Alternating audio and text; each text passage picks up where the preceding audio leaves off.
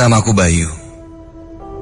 Kejadian ini terjadi ketika saat itu aku sedang duduk di bangku kuliah semester 1 di perguruan tinggi yang ada di Jakarta. Seingatku, saat itu bulan November. Aku dan kelima teman-temanku merencanakan untuk menuju 958 di atas permukaan laut yang berada di Pulau sebelum kita liburan semester ini. Ya gue tergantung yang lain aja sih.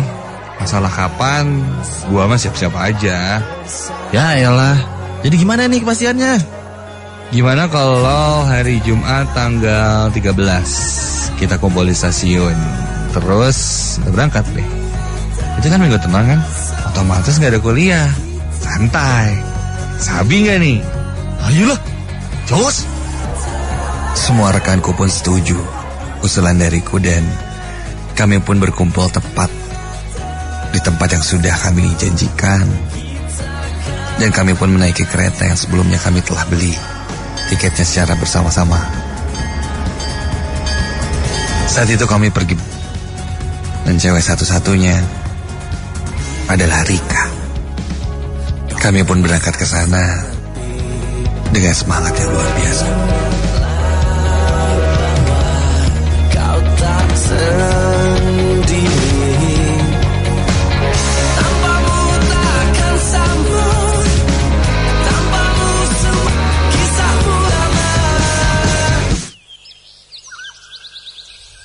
Singkat cerita, kami pun kumpul dan sampai di kaki gunung itu.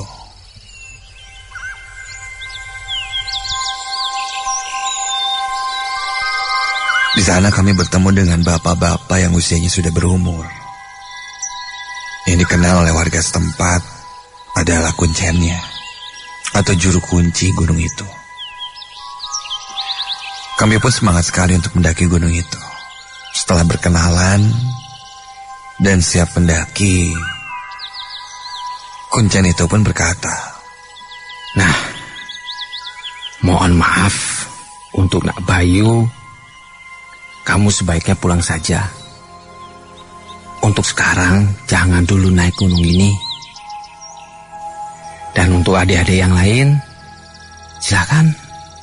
Kalian boleh lanjut jalan. Monggo, silakan." Hah? Apaan nih?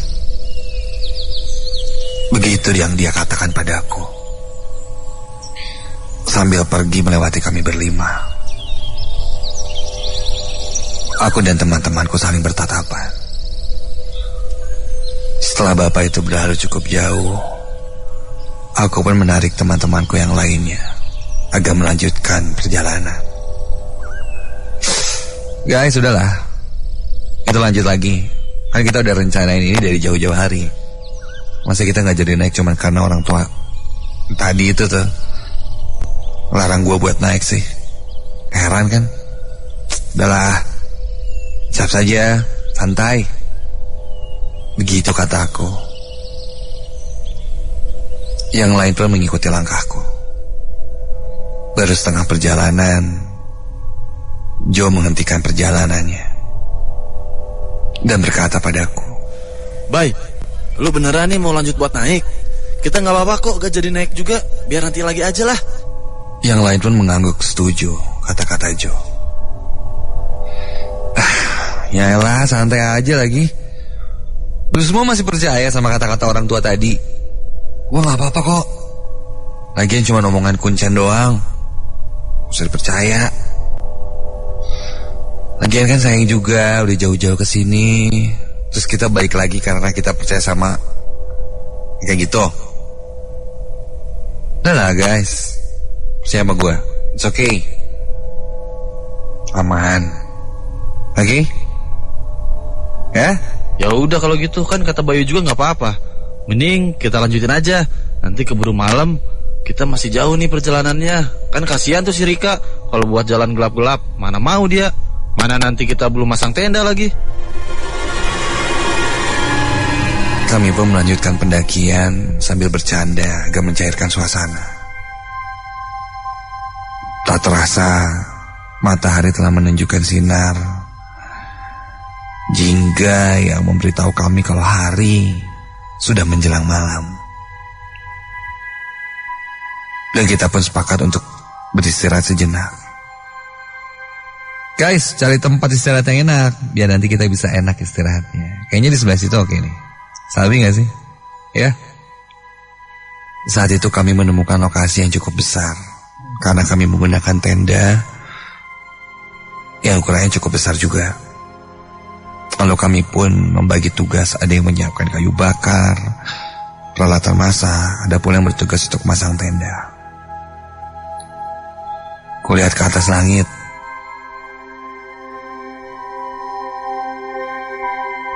Sangat indah sekali. Ketika aku berdiri, langit nampak seperti kubah dengan bulan dan bintang yang indah. Seakan mengelilingi kami, melindungi kami, dan menghangatkan.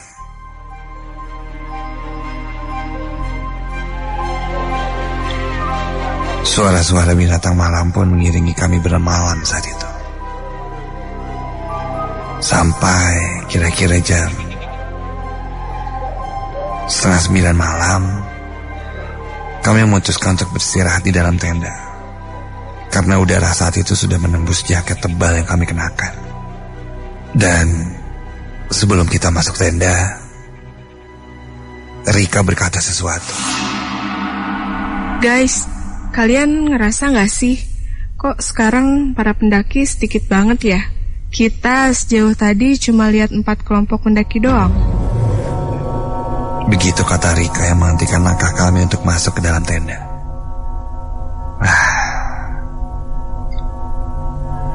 Kak, mungkin yang lain itu udah lebih jauh dari kita. Lagian udah biasa kan, kalau masih di bawah cuma sedikit berpapasan sama orang atau kelompok lain. Kalau di atas pasti banyak, gue yakin. Mendingan kita istirahat dulu aja, biar besok bisa sampai puncak pas matahari terbit. Setuju gak? Biar epic banget gitu dapet view-nya, fotonya, wah, the best. Jadi gak sia-sia kita pada ngomongin yang kayak begitu-gitu. Ya, tidur aja sekarang ya. Begitu kataku, menghentikan aktivitas saat itu dan mengajak teman-temanku beristirahat. Rencananya kami akan bangun jam 3 pagi agar bisa mengejar matahari terbit.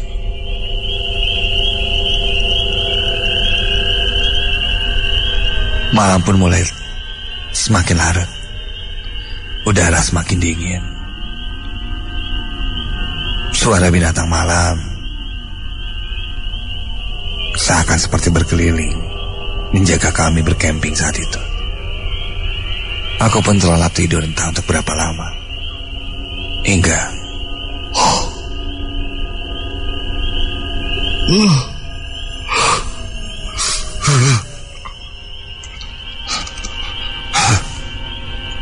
aku terbangun.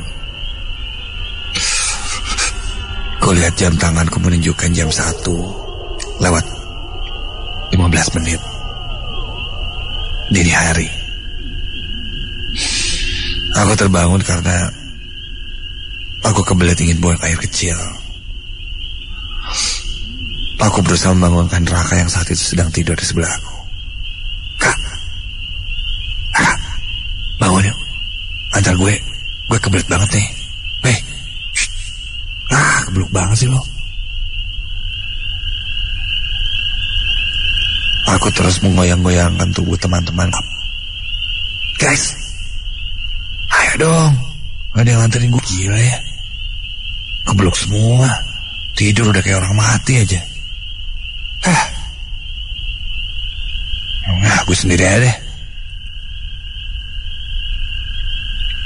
Akhirnya aku beranjak sendiri keluar dari tenda. Dan sangat dingin. Hingga membuat Badanku menggigil. Aku pun keluar dan beranjak tak jauh dengan tenda. Aku berdiri membelakangi tenda, tepat di depan gundukan semak-semak belukar. Suhu udara di sana sangat begitu dingin. Tubuhku semakin menggigil. Setelah selesai buang air kecil dan merapikan pakaianku, ketika aku akan kembali, saat itu dari kejauhan aku melihat sekilas ada orang yang mengendap-ngendap.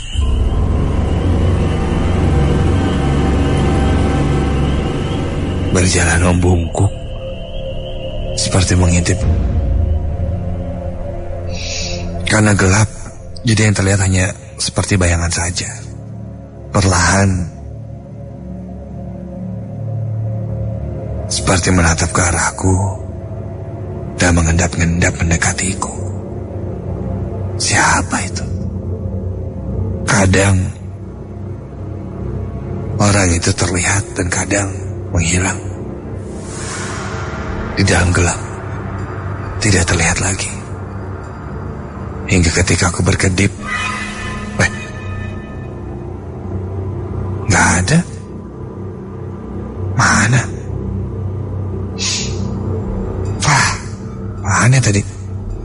Kayak ada orang tapi. Wah, mungkin gue masih halu nih. Mungkin aku masih mengantuk saat itu dan berhalusinasi. Aku pun memutuskan untuk kembali ke dalam tenda. Dan tiba-tiba kakiku seperti ada yang memegangi hingga membuat aku tidak bisa melangkahkan kakiku. Ketika aku mau berbalik, aku pun tidak bisa. Entah kenapa semua badanku kini tidak bisa kugerakkan.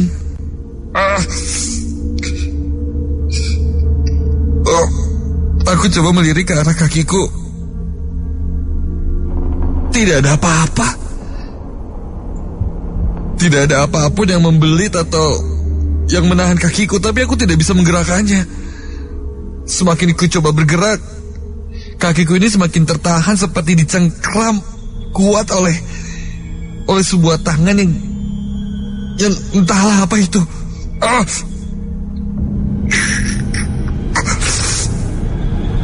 Hingga ketika aku coba melepaskan kakiku itu, tiba-tiba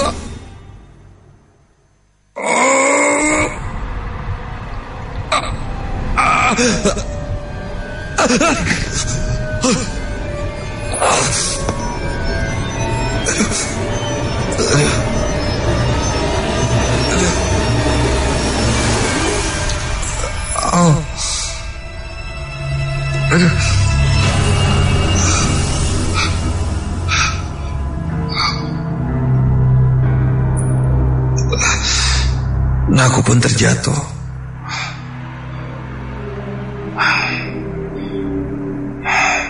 Dan ini di mana?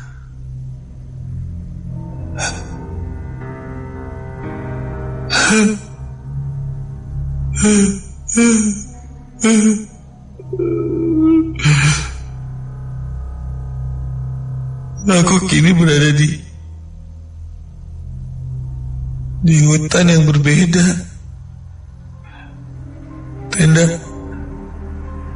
Tenda teman-temanku tidak ada. Dan pohon hutan ini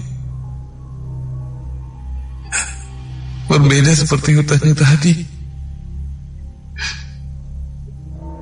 Pohonnya lebih tinggi, akarnya besar-besar, dan sangat rimbun.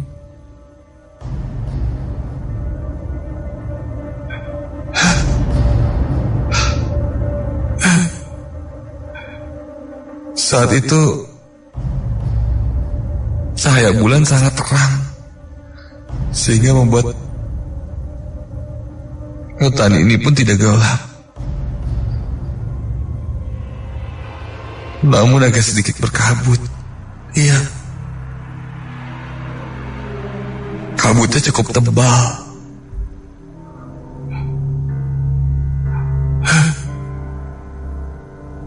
Di mana ini?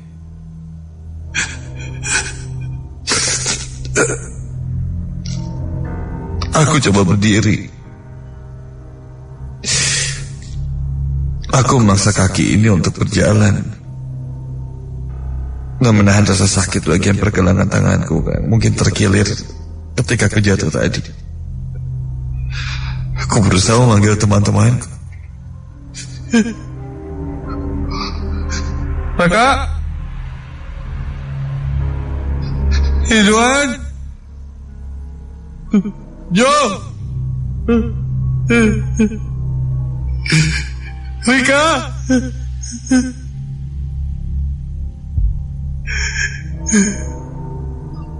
Aku terus berteriak agar teman-temanku mendengarnya. Woi, kalian di mana?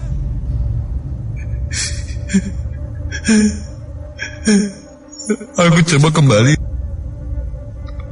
di mana aku menggelar tenda tadi, tapi tidak ada. Aku seperti hanya berputar-putar saja.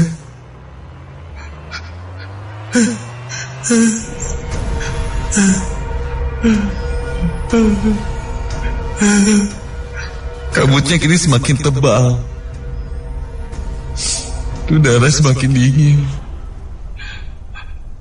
Aku cukup lelah saat itu. Aku bersandar di sebuah pohon yang menjulang tinggi ke atas, sambil ku istirahatkan tubuhku sebentar dan berpikir aku ada di mana.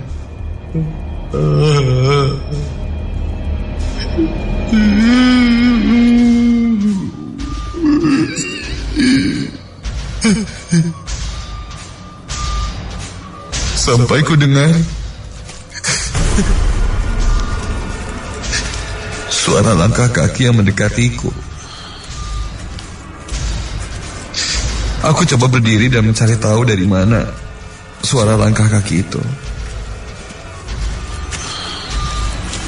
Sepertinya suaranya tak jauh dari depanku. Aku pun berjalan mencoba mendekatinya. Jo, Raka,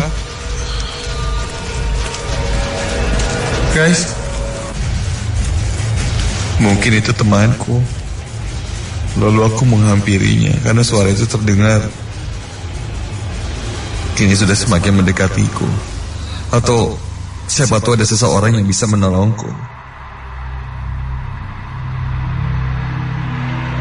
Kini pandanganku terhalang oleh sebuah batang kayu yang cukup besar. Dan ketika aku menengok ke balik pohon itu,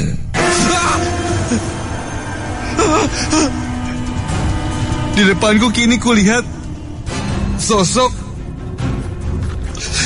pria tua, kakek-kakek dengan rambut putih dan jenggot putih dengan pakaian compang-camping, bertubuh bungkuk, berbau busuk. Kedua matanya membelalak tajam melihat ke arahku. Dan dia samar-samar berkata, sontak aku berlari ketakutan dan mencoba menjauh dari sosok itu.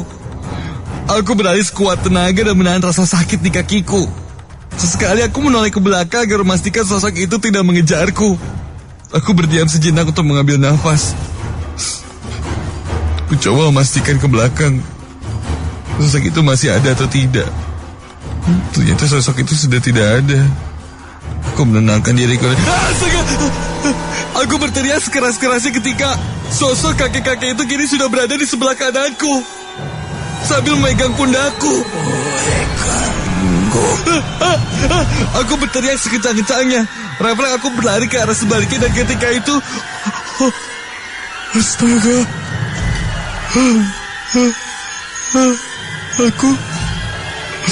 aku melihat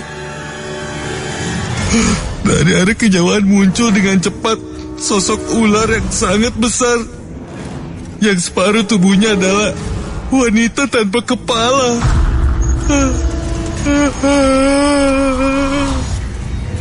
Dia meliuk-liuk dan menghampiriku. Sontak aku terkepleset dan kepalaku membentur sebuah batu lalu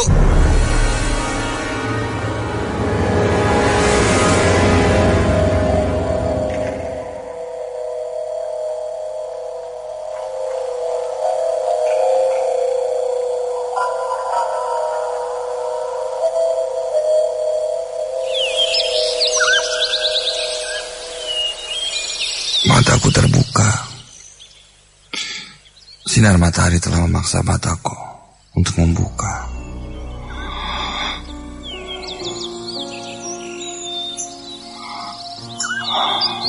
Aku masih berada di tengah hutan. Entah di mana.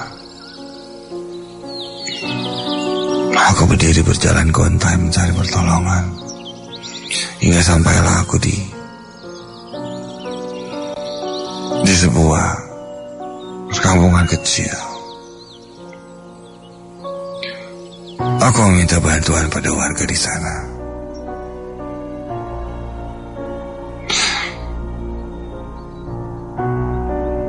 Aku tidak berkata banyak. Aku hanya ingin diantarkan pulang saat itu.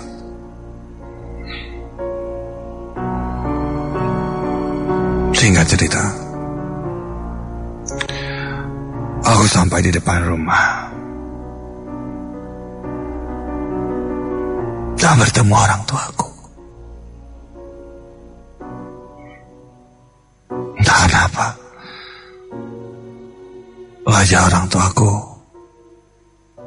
terlihat kaget dan menangis melihatku. Bahkan ibuku sampai pingsan. Ayahku memelukku dan menangis. Katanya, aku telah hilang. Sudah seminggu aku tidak kembali. Dan aku dianggap sudah meninggal di gunung itu.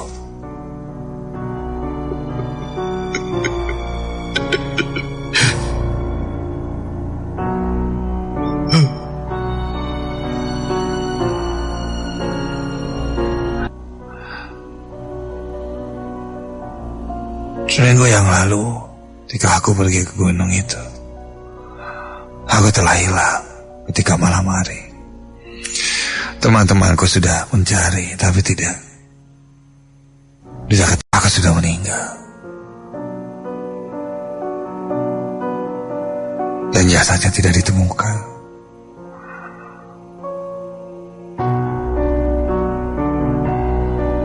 Setelah itu, aku pun kembali ke kampusku.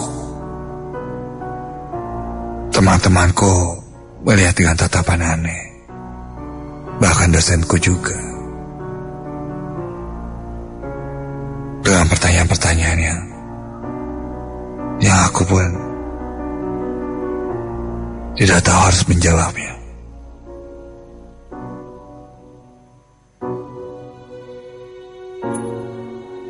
Aku meminta pindah kampus pada orang tuaku, dan mereka setuju. Demi berjalannya terapi traumatik yang aku derita. Sekarang aku berkuliah di perguruan tinggi negeri di Bandung. Di pelipisku masih tergerak luka. Aku merasa saat di hutan itu Aku mengira berada beberapa menit atau beberapa jam saja.